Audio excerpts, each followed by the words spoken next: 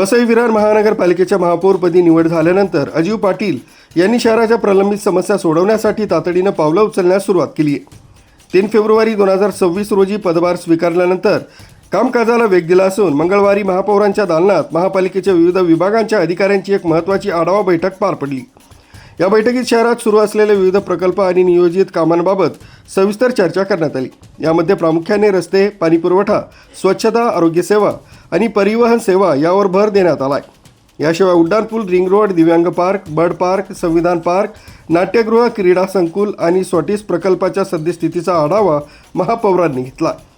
शहरातील रखडलेली आणि अपूर्ण असलेली कामं वेळेतच पूर्ण झाली पाहिजेत, अशा कडक सूचना महापौर अजीव पाटील यांनी अधिकाऱ्यांना दिल्या.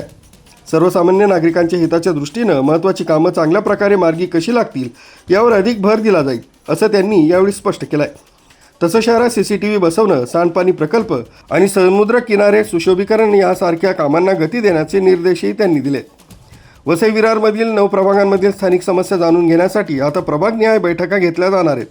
यामध्ये विद्यमान नगरसेवक, माजी नगरसेवक आणि सर्वपक्षीय पदाधिकाऱ्यांना विश्वासात घेऊन स्थानिक प्रश्न सोडवले जातील, असं महापौरांनी सांगितलंय. या बैठकीला उपमहापौर मार्शल लोपिस, महापालिका आयुक्त मनोजकुमार सूर्यवंशी, अतिरिक्त आयुक्त संजय हेरवाडे, दीपक सावंत आणि इतर वरिष्ठ अधिकारी व नगरसेवक उपस्थित होते. RB न्यूजसाठी पांडुरंग भांगरे, मोखाडा.